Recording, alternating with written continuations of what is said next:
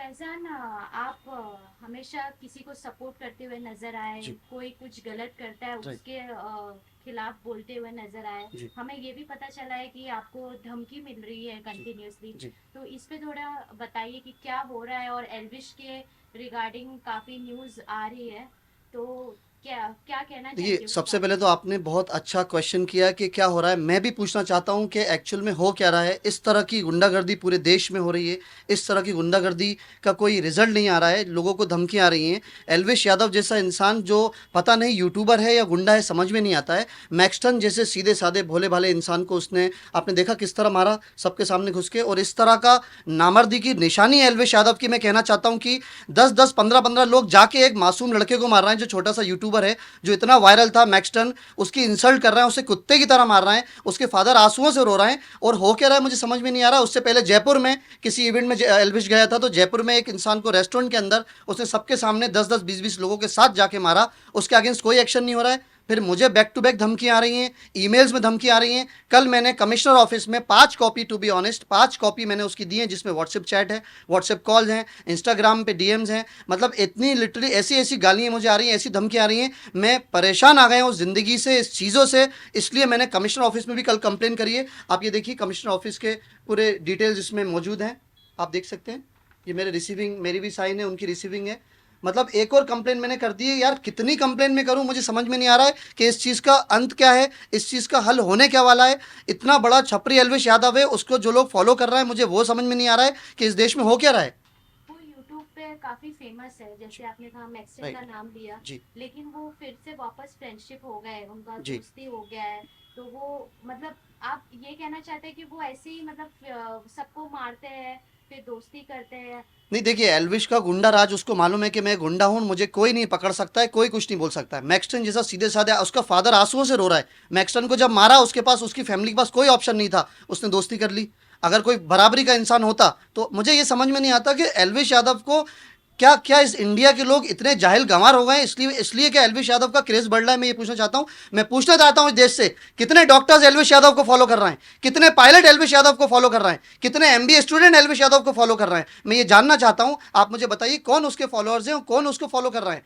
ये चीज़ कब तक होगी। और मैं आपको बता दूं, मुझे मेंटली इतना टॉर्चर करा जा रहा है कि मैं अपने काम पे से फोकस मेरा हट गया है। मुझे ऐसा लगता है कि अगर यही चलता रहा तो एक दिन मुझे सुसाइड करना पड़ेगा, क्योंकि एल्विश यादव का प्रेशर इतना मेरे ऊपर आ रहा है। और कल को मैं सुसाइड कर लेता हूं, मैं आत्महत्या कर लेता हूं, तो उसकी जिम्मेदारी सिर्फ एल्विश यादव की होगी। आप बताइए कब तक ऐसी टॉर्चर वाली जिंदगी से मैं गुजरूं। Back to back emails, call, WhatsApp message आ रहा है। कहीं जा रहा हूं तो लोग बोल रहे हैं एल्विश का अगला टारगेट तुम हो। मैं एक बात और बताना चाहता हूं, एल्विश यादव की सबसे बड़ा खुलासा करता हूं, बिग बॉस एल्विश यादव कैसे जीता है। बिग बॉस ओटीटी में एक से बढ़कर एक छपरी, एक से बढ़कर एक नल्ले कंटेस्टेंट को लिया था। और एक कहावत आपने सुनी होगी, अंधों में काला राजा होता है। अंधों में काला राजा एल्विश यादव था, कोई उसके बराबरी का नहीं था। सब उससे बात करने में डरते थे। इसलिए एल्विश यादव को बिग बॉस ओटीटी का विनर बनाया गया। और मुझे समझ में नहीं आता है कि ये चीज़ कब तक चलेगी, गुंडागर्दी कब खत्म होगी। आपने कहा कि एल्विश के खिलाफ काफी केस दर्ज हुआ है। जी। तो उस पे क्या पुलिस पुलिस एक्शन लेती है या क्या? 14 डेज की कस्टडी में एल्विश को भी लिया था। कैसी कस्टडी थी, 4 दिन में घर आ गया था। फिर होली आ रही थी तो होली उसने सेलिब्रेशन में चला गया था। समझ में नहीं आ रहा है कि उस पर कैसी, अभी देखिए फिर से एक केस उस पर रजिस्टर्ड हो गया है जो मैंने कर दिया है। अभी इस पर क्या कानून कार्रवाई करेगा डिपेंड करता है। कल कमिश्नर ऑफिस में मैं रात में 12 बजे तक था, वहाँ मैंने सब उनको डिटेल बताई कि सर ऐसा कुछ हो रहा है, और मुझे लग रहा है कि अभी वो मेरे पीछे लगा हुआ है और मुझे मजबूर कर रहा है मेंटली टॉर्चर करके कि मैं डिप्रेशन में आ जाऊँ और एक दिन में सुसाइड कर लूँ, और उसकी जिम्मेदारी पूरी एल्विश यादव की हो जाए। अभी मेरे समझ में नहीं आ रहा कि मैं इस चीज़ से कैसे दूर जाऊँ, यह चीज़ कैसे खत्म होगी। तो कहीं ना कहीं पुलिस भी सपोर्ट कर रही है एल्विश को? आप ये कहना चाहते हैं कि 14 दिन के लिए वो अंदर थे, फिर वापस उनको बाहर कर दिया? देखिए, पुलिस सपोर्ट नहीं कर रही, पुलिस तो अपना काम कर रही है, लेकिन ऐसे क्या सोर्सेज हैं एल्विश यादव के पास जिसकी वजह से वो बाहर आ जाता है। और ऐसी क्या चीज़ें हैं जिसकी वजह से लोग उसे फॉलो कर रहे हैं। बॉम्बे कब छुप के आता है, छुप के जाता है। स्नेक वेनम केस में उसका इतनी बार नाम आ चुका है। लोगों को दिख नहीं रहा है कि एक क्रिमिनल बैकग्राउंड का इंसान है और उसको आगे बढ़ाते जा रहे हैं। और कौन लोग उसको फॉलो कर रहा है, मैं कहना चाहता हूँ इंडिया के लोगों से, आपको कुछ नहीं पता उसमें प्रॉब्लम नहीं है दोस्तों। आप समझना नहीं चाहते उसमें प्रॉब्लम है। मुझे कुछ नहीं पता प्रॉब्लम नहीं है, लेकिन मैं सीखना ही नहीं चाहता हूँ उसमें प्रॉब्लम है।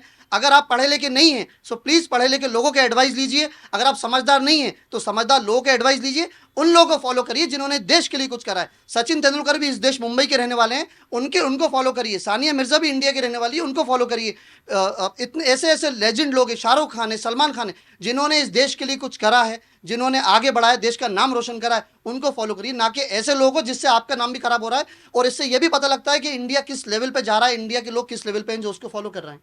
तो आप अभी क्या कहना चाहते हैं, मतलब क्या आप स्टेप लेना चाहते हैं? जिस हिसाब से आपको मेल्स आ रहे हैं, जी, धमकी आ रहे हैं, तो अभी आपका मैंने कल नेक्स्ट स्टेप कमिश्नर क्या ऑफ होने मैम वाला मैंने कमिश्नर ऑफिस में सब कुछ बता दिया है कि मेरे साथ ये सब हो रहा है, और अगर ये कंटिन्यू होता रहा तो मुझे लग रहा है एक दिन मुझे सुसाइड करना पड़ेगा अगर ये सब होता रहा तो।